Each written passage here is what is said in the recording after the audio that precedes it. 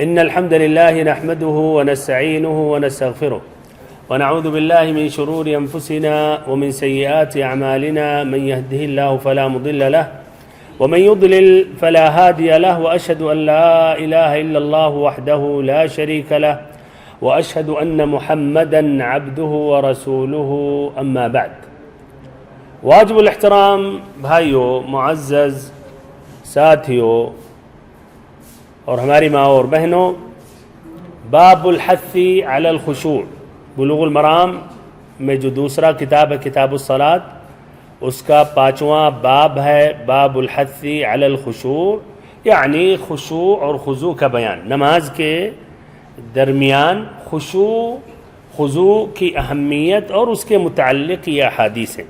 آج یہ 5واں درس ہے جس میں یہ حدیث جو سامنے ہے انشاءاللہ اسی حدیث کی وضاحت کی جائے گی۔ حدیث شروع میں پڑھتا ہوں، عربی جو عبارت ہے، وعن انس رضی اللہ عنہ قال قال رسول اللہ صلی اللہ علیہ وسلم اذا كان احدكم في الصلاة فإنه يناجي ربه فلا يبزقن بين يديه ولا عن يمينه ولكن عن شماله تحت قدمه متفق علیہ وفی روایت او تحت قدمه، بریکٹ میں للبخاری، یہ ہم نے اضافہ کیا ہے، یہ امام یا حافظ ابن حجر رحمہ اللہ نے نہیں، اسی لیے اس کو الگ کر دیا گیا ہے کہ یہ بات سمجھ میں آ جائے۔ اب یہ جو حدیث ہے اس کا ترجمہ پیش کر رہا ہوں۔ حضرت انس ابن مالک رضی اللہ عنہ روایت کرتے ہیں کہ رسول اللہ صلی اللہ علیہ وسلم نے فرمایا، جب تم میں سے کوئی نماز میں ہوتا ہے تو اپنے پروردگار سے سرگوشی کر رہا ہوتا ہے، لہذا ایسی حالت میں اپنے سامنے کی طرف اور دائیں جانب نہ تھوکے بلکہ اپنے بائیں جانب اپنے پاؤں کے نیچے یعنی تھوکے۔ یہ بخاری مسلم کی روایت، اور ایک روایت میں ہے یا اپنے پاؤں کے نیچے، یعنی اپنے بائیں جانب یا اپنے پاؤں کے نیچے، اپنے بائیں جانب یا اپنے پاؤں کے نیچے۔ تو یہ حدیث کا یہ ترجمہ ہے کہ نماز کے درمیان بندہ اللہ رب العزت سے مناجات کرتا ہے، اللہ تعالیٰ سے سرگوشی کرتا ہے، تو وہ نہ اپنے سامنے تھوکے، یعنی اگر ضرورت آ جائے نہ دائیں طرف بلکہ بائیں طرف یا اپنے بائیں قدم کے نیچے۔ حدیث کی تخریج کس نے روایت کی ہے تاکہ سند اور متن کے بارے میں اچھی طرح ہم سمجھ سکیں؟ تو یہ پہلی جو روایت ہے یہ امام بخاری امام مسلم کی ہے۔ امام بخاری نے روایت کی ہے، یہ حدیث نمبر یہ ہے 1214، اور تفصیلاً اگر بیان کروں تو یہ کتاب العمل فی الصلاۃ باب ما یجوز من البصاق والنفخ فی الصلاۃ، پیج نمبر 193، حدیث نمبر یہی 1214، اور مسلم نے روایت کی ہے کتاب المساجد و مواضع الصلاۃ باب النہی عن البصاق فی المسجد فی الصلاۃ وغیرها والنہی عن بصاق المصلی بین یدیہ وعن یمینہ، پیج نمبر 224، حدیث نمبر 551۔ یہ دونوں حضرات کا طریق یہ ہے، جو اسناد ہے یہ طریق یہ ہے، اس طریق سے روایت کرتے ہیں، شعبہ سے جو روایت کرتے ہیں، قتادہ سے جو روایت کرتے ہیں، انس رضی اللہ عنہ سے جو روایت کرتے ہیں نبی صلی اللہ علیہ وسلم سے، پھر وہی حدیث اذا كان احدكم في الصلاة فإنه يناجي ربه الى آخر الحدیث۔ یہ لفظ جو مذکور ہے یہ حقیقت میں یہ امام مسلم کا لفظ ہے، یہ پھر سے متن نص کی طرف ہم آپ کو دکھا رہے ہیں، اذا كان احدكم في الصلاة فإنه يناجي ربه فلا يبزقن بين يديه ولا عن يمينه ولكن عن شماله تحت قدمه، یہ مسلم کا لفظ ہے جو ابن حجر رحمہ اللہ نے وضاحت نہیں کی، اس لیے اس کی ضرورت نہیں ہے، اور بخاری میں اس طرح ہے تحت قدمه اليسرى، تو صحیح امام بخاری میں کیا ہے تحت قدمه اليسرى، اپنے بائیں قدم کے نیچے۔ اچھا، تو یہ ہے پہلی روایت کے متعلق۔ ادھر جو ذکر کیا ابن حجر رحمہ اللہ نے کہا وفی روایت او تحت قدمہ، اور ایک روایت میں ہے کہ یا تو اپنے قدم کے نیچے۔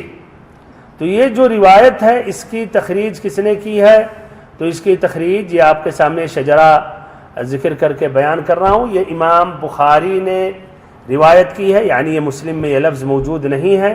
امام بخاری کتاب اسی پیج نمبر 72 میں اور ایسے ہی حدیث نمبر 413 ہے، اور یہی اسناد ہے جو آپ دیکھ رہے ہیں شروع میں اسناد شعبہ قتادہ انس نبی صلی اللہ علیہ وسلم، تو ادھر یہی اسناد ہے شعبہ قتادہ انس نبی صلی اللہ علیہ وسلم سے، لیکن لفظ کچھ مختلف ہیں۔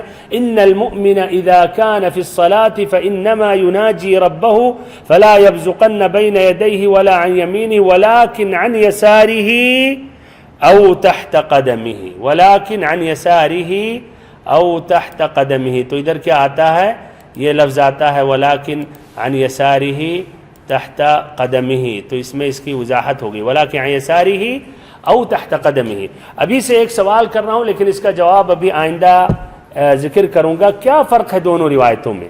اس روایت میں ہے ولكن عن يساره او تحت قدمه، ولكن عن يساره او تحت قدمه، اور سابقہ روایت میں یہ والی روایت جس کا تذکرہ ہوا، یہ پوری حدیث یہاں نہیں بیان کی گئی لیکن یہاں نہیں ذکر کیا گیا ہے اس لیے شروع میں آ گیا۔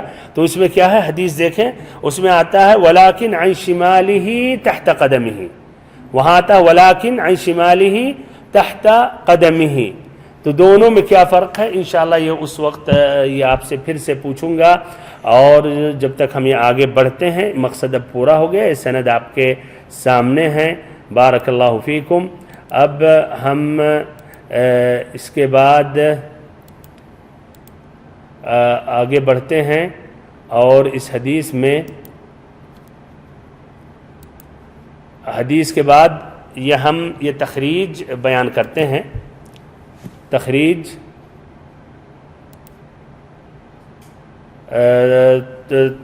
ہو گئی، شرح الکلمات کی وضاحت کر رہا ہوں، پھر سے ایک حدیث کی طرف واپس آتے ہیں۔ یہ نص جو عبارت ہے ان الفاظ کی وضاحت کر رہا ہوں۔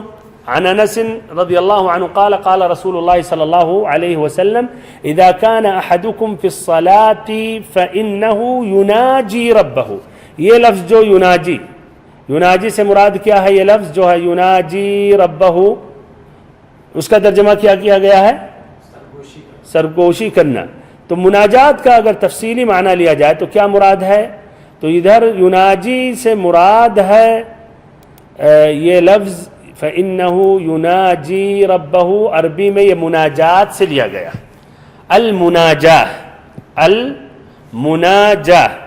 المناجہ سے مراد ہے آہستہ سے بات کرنا ایک شخص کے، کہ اگر ایک تیسرا کوئی ہو تو نہ سن پائے، تو اس کو کہتے ہیں مناجات، اور اسی سے لیا گیا النجوہ۔ اور ایسے حدیث میں ہے اذا كان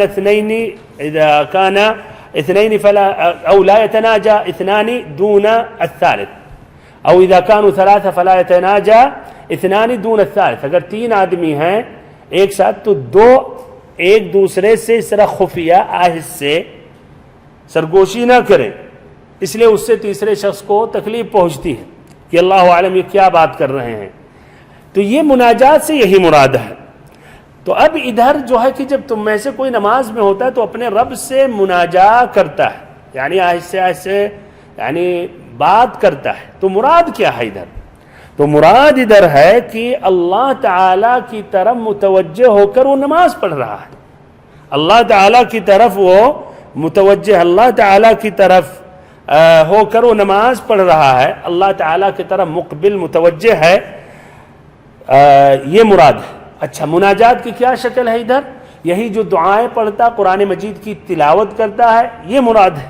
یہ جو پڑھتا ہے اللہ یہ قرآن مجید کی آیت اور ایسے تلاوت یا اذکار، تو یہ اس کے ذریعے اللہ تعالیٰ سے وہ سرگوشی کرتا ہے۔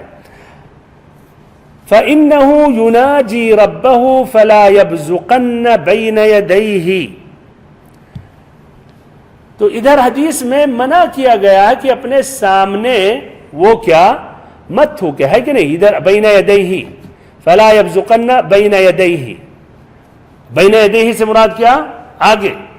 تو یہ سبب کیا ہے، کیوں منع کیا گیا ہے تھوکنے سے؟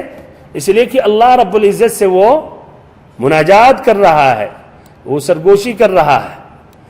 اچھا یہ ادھر ہے اس لیے اللہ تعالیٰ سے مناجات کر رہا ہے، تو یہ سبب ہے کیوں نہ سامنے تھوکنے، اس لیے اللہ تعالیٰ سے مناجات کر رہا ہے. ایسے ایک دوسری روایت ابن عمر رضی اللہ عنہما سے مروی ہے، بھی بخاری اور مسلم کی روایت ہے، اس میں آتا ہے بِأَنَّ اللَّهَ قِبَلَ وَجْهِهِ إِذَا صَلَّى، کہ جب وہ نماز پڑھتا ہے تو اللہ رب العزت اس کے سامنے ہوتا ہے، قِبَلَ وَجْهِهِ. تو اس میں آتا ہے کہ مناجات، اور اس میں کیا ہے کہ اللہ تعالیٰ کے سامنے ہوتا ہے. دونوں کا معنی تقریباً ایک ہی ہے. تو دونوں کا معنی ایک ہے. ادھر ہے کہ مواجہہ، اللہ تعالیٰ کا مواجہہ کر رہا ہے، اللہ تعالیٰ اس کے سامنے ہے. یہ جو بخاری مسلم کی روایت ہے جو ابن عمر سے، اور اس حدیث میں جو انس رضی اللہ عنہ حدیث جس کی تشریح کر رہے ہیں، اس میں ہے کہ وہ مناجات کر رہا ہے. تو دونوں میں کوئی منافع نہیں ہے، یعنی آپس میں ایسا نہیں کہ یہ باتیں ٹکرا رہی ہیں. مراد ہے کہ وہ اللہ تعالیٰ کی طرف متوجہ ہو کر نماز وہ پڑھ رہا ہے. فلا یبزقن، واپس آتے ہیں فلا یبزقن، اس سے مراد کیا؟ فلا یبزقن یہ تھوکنا جس کا یہ ترجمہ کیا گیا ہے، اور عربی میں ایسے ہی البزق کہتے ہیں.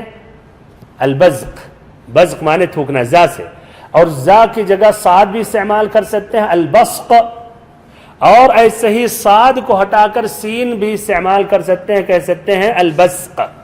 البزق، البصق، البزق سب کا وہی معنی ہے. کب اس کو البصق یا البزق یا البصق کہا جائے گا؟ اگر آدمی منہ کا پانی پھینکے، اس کو جو تھوکنے میں ہم تعبیر کرتے ہیں، لیکن جب تک یہ پانی منہ کے اندر ہے تو اس کو کیا کہا جائے گا عربی میں؟ ہاں کیا کہا جائے گا؟ لعاب کہا جائے گا، ریق کہا جائے گا. تو جب تک اندر ہے ریق کہا جائے گا، اور جب اس کو نکالے تو اس کو پھر وہی البصاق یا البزاق یا البساق ہو جاتا ہے. فلا یبزقن، اس کی وضاحت ہو گئی. بین یدیہ، اس کی وضاحت کر دیا ہوں، لیکن پھر سے ایک مرتبہ بین یدیہ سے مراد کیا؟ ہاتھوں کے درمیان، مراد آگے. اور ایسے ہی اس میں اور بھی روایتیں آتی بخاری کی، فإن ربہ بینہ وبین القبلہ، اس لیے کہ اس کا رب اس کے اور قبلہ کے درمیان ہوتا ہے.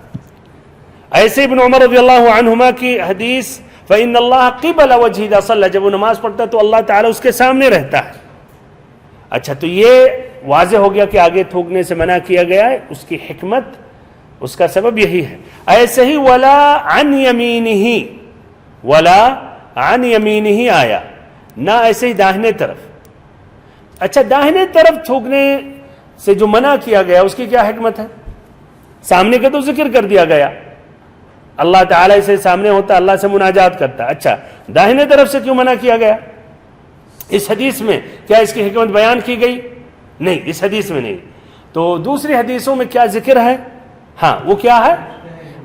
اس لیے داہنے طرف بہت صحیح فرشتے ہیں، جس طرح کی بخاری کی ایک دوسری روایت ابو ہریرہ رضی اللہ عنہ سے مروی ہے کہ نبی صلی اللہ علیہ وسلم نے فرمایا وَلَا عَنْ يَمِينِهِ فَإِنَّ عَنْ يَمِينِهِ مَلَكًا، نہ ایسے ہی داہنے طرف، اس لیے اس کے داہنے طرف کیا؟ فرشتہ ہوتا ہے، اس کے داہنے طرف فرشتہ ہوتا ہے.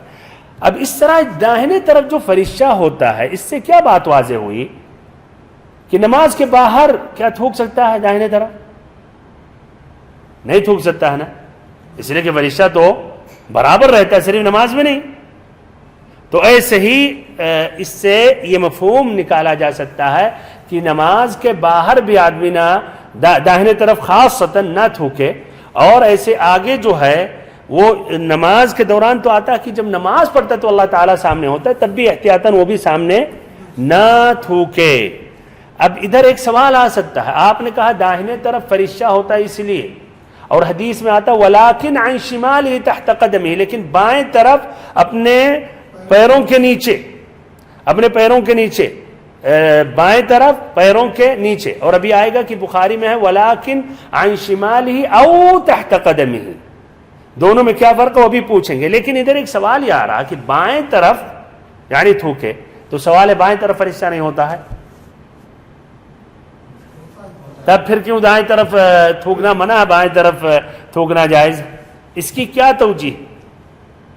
ہاں کیا توجیہ؟ اچھا، یعنی بہت صحیح کہنا چاہ رہے ہیں کہ داہنے طرف والا کا مقام زیادہ اونچا ہے بائیں والے کے بنسبت، اس لیے نیکیاں لکھتا ہے اور وہ برائیاں لکھتا ہے. ایسے ہی یہ اہل علم نے ذکر کیا ہے، اس لیے اس کا رتبہ اعلیٰ ہے. ایسے یہ بھی کچھ نے کہا اس لیے داہنے والا جو فرشتہ ہے داہنے طرف وہ امیر ہوتا ہے جو بائیں والا فرشتہ ہے. ایسے ہی کہتے ہیں کہ اشرف ہے، اس کو زیادہ شرف حاصل ہے جو دائیں طرف ہے جو بائیں والے کی بنسبت. اچھا، اس کے علاوہ اور کیا توجیہ ہے؟ غور کریں، عن شمالی تحت قدمہ، تو بائیں طرف قدم کے نیچے اگر اس پر عمل کیا جائے تو قدم کے نیچے تھوک رہا ہو، بائیں طرف تھوڑی تھوک رہا، حقیقت میں بائیں سائڈ میں قدم کے نیچے، تو قدم کے نیچے ہوا نہ کہ گویا فرشتے کی طرف ہوا. تو اس طرح اس میں داہنے طرف سے تو واضح ہو گیا فرشتہ ہے، بائیں طرف پھر توجیہ جو ہے تو مکمل بائیں نہیں بلکہ قدم کے نیچے وہ تھوک رہا، تو وہ گویا بائیں والے فرشتے کی طرف بھی اس طرح وہ تھوک نہیں رہا ہے. اچھا، ایسے ہی اور کیا اس کے جوابات میں سے ہیں؟ ایسے ہی ایک اور جواب اہل علم دیتے ہیں کہ یہ ضرورت کے تحت ہے، اور ضرورت کے تحت وہ ممنوع چیزیں جائز ہو جاتی ہیں. تو آدمی کو اگر مجبوری آ گئی، اب اس کا بلغم آ گیا اور نکلنے والا ہے، اب کیا کرے؟ تو دائیں طرف نہیں تھوکے، سامنے نہیں تھوکے بلکہ بائیں طرف. اور واضح رہے مسجدوں میں جہاں اس طرح ابھی کارپیٹ بچھے ہوتے ہیں ادھر یہ نہیں ہے. اگر مان لیں مٹیوں کی یہ مسجدیں تھیں یا ایسے اگر کہیں صحرا میں پڑ رہا وہاں ہے، ورنہ آدمی کو ٹیشو کا استعمال کرے یا رومال ہے تو اس میں کرے، جس طرح کی اس کی وضاحت فوائد الحدیث میں بھی یہ ہوتی رہے گی. تو بہرحال یہ اس طرح یہ بات واضح ہو گئی. فلا یبزقن بین یدیہ ولا عن یمینہ ولکن عن شمالہ تحت قدمی. اب اس کی وضاحت کر رہے ہیں. اور بخاری میں آتا ہے کیا؟ او لیکن عن شمالہ تحت قدمہ الیسرا آیا ہے کہ نہیں؟ مسلم بخاری میں اس کا الیسرا کا ذکر آیا ہے، یعنی بائیں طرف الیسرا. یہ بات واضح ہے. لیکن بخاری کی جو دوسری روایت جو میں نے ذکر کیا اس میں کیا ہے؟ یہ او تحت قدمہ آتا ہے، یعنی ولیکن عن شمالی تحت قدمہ. اور بخاری کی روایت میں کیا آتا ہے؟ یہی جملہ ولیکن عن شمالہ او تحت قدمہ. ولیکن عن شمالہ، دونوں روایتوں میں کیا فرق ہے؟ یا دونوں کا معنی ایک؟ کچھ اہل علم نے کہا دونوں ایک ہی محمول ہے، پہلے والے سے مراد ہے اور دوسرے والے سے ہاں بہت صحیح، ماشاءاللہ، جزاک اللہ خیرا، بہت صحیح. پہلی جو روایت ہے جو بخاری اور مسلم کی ہے، جو شروع میں ابن حجر رحمہ اللہ نے ذکر کیا، غور کریں. ایسے اہل علم یہ استنباط فوائد اخذ کرتے ہیں، غور کریں تاکہ آپ کے اندر بھی یہ مہارت ہو اور یہ سمجھ ہو، اور پھر اہل علم جب سمجھتے ہیں تو اچھی طرح سمجھ پائے کس طرح انہوں نے استنباط کیا. تو دیکھیں ولیکن عن شمالہ تحت قدمہ جو ہے یہ ایک ہی سائٹ مراد ہے، ایک ہی طرف، یعنی قدم کے نیچے بائیں طرف. اور جو دوسری بخاری کی روایت ہے ولیکن عن شمالہ او تحت قدمہ، یہ زیادہ عام ہے، یہ زیادہ عام ہے، یعنی بائیں طرف یا بائیں قدم کے نیچے. تو دو ہو گیا. اور پہلی روایت جو ہے اس سے مراد بائیں طرف قدم کے نیچے ایک ہی ہوا، یعنی تو وہ خاص ہے، تو خاص ہے اور یہ عام ہے بخاری والی روایت. اور او جو ہے او تحت قدمہ، یا تو اباحہ کے لیے یا تو تخیر، کہ دونوں یہ جائز ہیں، یا آپ یہ کریں یا ایسا کریں.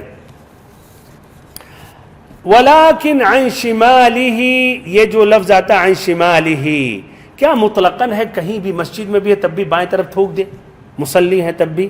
طبعاً ہرگز یہ مراد نہیں ہے، ہرگز. اور بھی روایتوں میں اس کی وضاحت آتی ہے کہ آدمی نہ بائیں طرف جب خالی ہو تب کرے، نہ کہ بائیں طرف اگر مصلی ہیں جس سے ان کو تکلیف ہو۔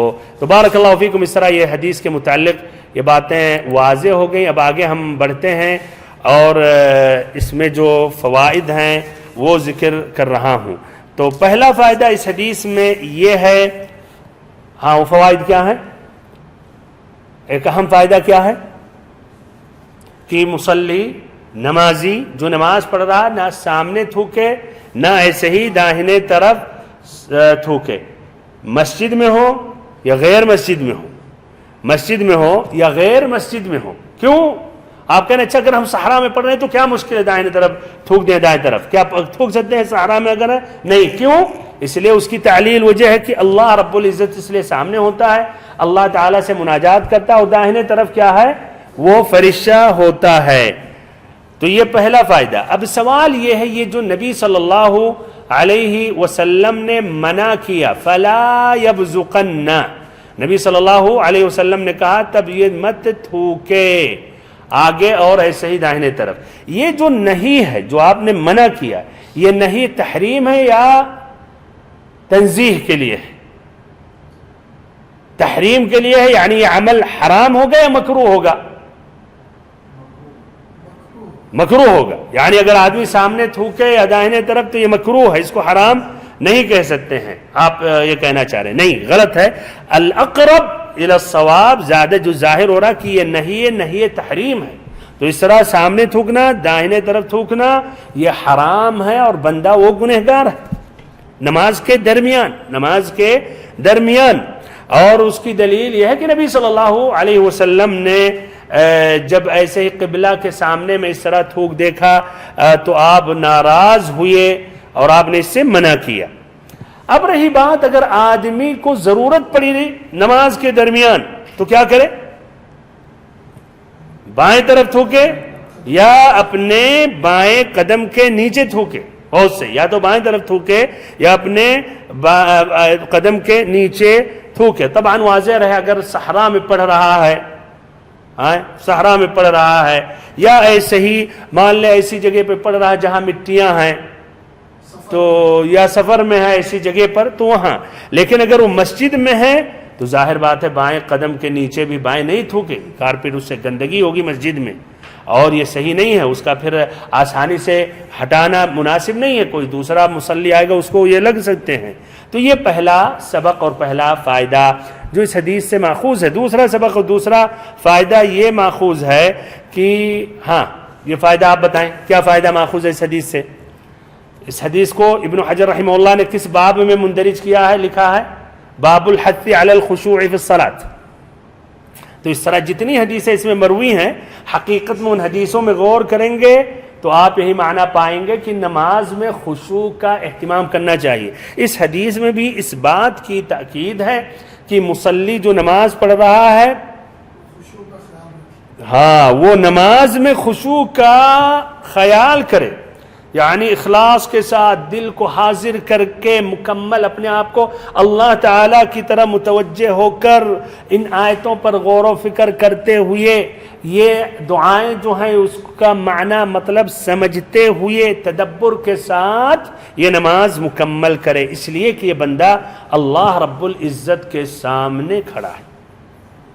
تصور کیجئے اگر اپنے آنکھوں سے آپ نے اللہ تعالیٰ کو دیکھ لیا سامنے تو آپ کیا ویسے ہی نماز پڑھتے جیسے عام حالات میں پڑھتے ہیں؟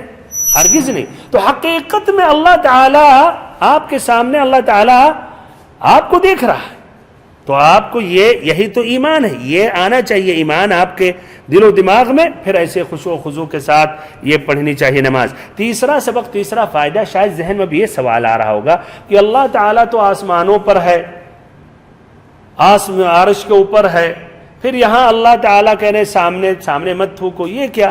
تو اس کی وضاحت کر رہا ہوں کہ اللہ رب العزت مصلی نمازی کے سامنے ہوتا ہے۔ اب اس کی حقیقت اللہ تعالیٰ جانتا ہے، لیکن ہمارا ایمان ہے کہ سامنے ہوتا ہے جس طرح اللہ تعالیٰ کو یہ لائق ہے۔ بندے مصلی کے سامنے ہوتا ہے، کس طرح اللہ تعالیٰ جانے. ہمارا ایمان ہے جس طرح کہ اللہ تعالیٰ کو یہ لائق ہے. اور اس کا معنی مطلب نہیں ہے کہ اللہ رب العزت بندوں کے ساتھ مختلف ہے، یعنی بندوں کے ساتھ ہے جس طرح ہم اور آپ اس طرح بیٹھے ہیں ایک دوسرے کے قریب ایک ہی جگہ پر. تو اس کا معنی نہیں کہ اللہ تعالیٰ سامنے ہوئی 1 میٹر کے بعد وہ اللہ تعالیٰ موجود ہے ہمارے سامنے. اس کا معنی کبھی بھی یہ نہیں ہوتا ہے. اس لیے کہ رب العزت آسمانوں کے اوپر علی العرش استویٰ، عرش پر مستوی ہے، پھر ساتھ ہی ساتھ وہ بندوں سے قریب ہے اور ایسے ہی بندوں سے وہ واقف ہے اور اللہ تعالیٰ سب کے بارے میں جانتا ہے. تو قرآن مجید کے پورے نصوص پر عمل کیا جائے گا.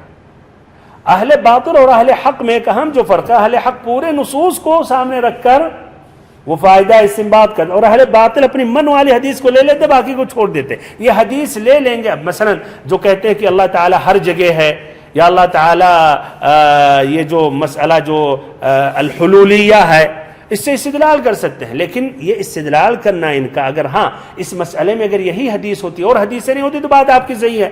لیکن 1000 دلیلیں ہیں جس طرح ابن ابی العز الحنفی شرح الطحاویہ میں ذکر کرتے ہیں کہ اللہ تعالیٰ علو اور عرش پر مستوی ہے آسمانوں کے اوپر. اچھا اب ہو سکتا ہے تب بھی کوئی سوال کرے، یہ سوال کرے کہ کیسے اللہ تعالیٰ بندہ کے سامنے ہوتا ہے نمازی اور پھر عرش کے اوپر بھی ہوتا ہے. بہرحال ان تفصیل میں تو نہیں جاننا چاہیے، الاصل ہمیں ایمان لانا چاہیے بھائی، سمعنا واطعنا صحابہ کرام کا منہج. لیکن ہو سکتا ہے کچھ ایسے لوگ سوال کرتے تو انہیں جواب دینا ہوگا، عقلی جواب دینا ہوگا. تو عقلی جواب کیا ہے کہ آپ چاند کو دیکھتے ہیں کبھی کبھی جب غروب تک جاتا ہے سامنے دکھتا ہے، سامنے دکھتا ہے آپ کے، اور ساتھ ساتھ وہ کیا آپ کے سامنے یا آسمان پر بلندی پر ہے. تو یہ تو ایسے ہی وَلِلَّهِ الْمَثَلُ الْأَعْلَى ہمارا ایمان ہونا چاہیے اللہ تعالیٰ عرش کے اوپر ہے، اور پھر ایسے ہی جس طرح اس حدیث میں وہ سامنے ہے اس کی کیفیت اللہ تعالیٰ بہتر جانتا ہے.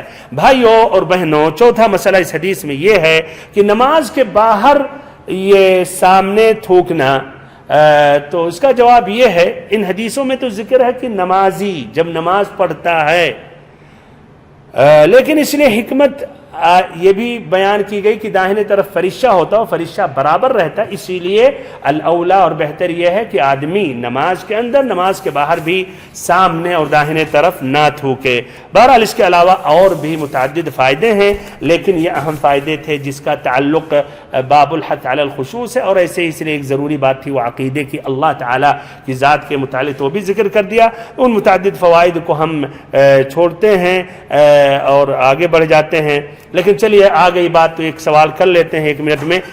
یہ جو تھوک ہے یہ کیا طاہر ہے یا نجس ہے؟ یہ طاہر پاک ہے یا نجس ہے اس حدیث کے روشنی میں؟ ایسے بلغم بھی نجس ہے یا یہ طاہر پاک؟ دلیل اس حدیث سے کہ پاک ہے.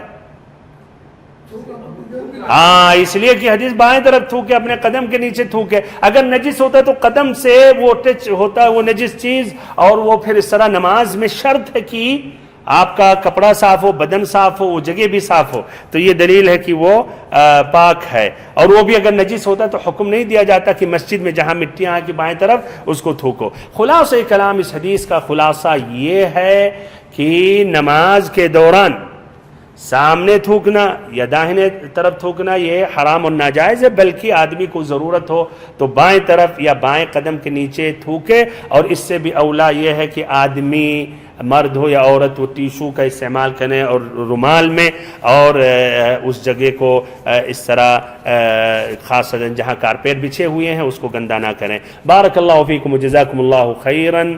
اللہ تعالیٰ سے خیر میں دعا کرتا ہوں کہ اللہ تعالیٰ ہم سبھی کو صراط مستقیم پر چلائے، ہم سبھی کو علم نافع عطا کرے. وصلی اللہ وسلم وبارک ونعم علی عبدک ورسولک محمد.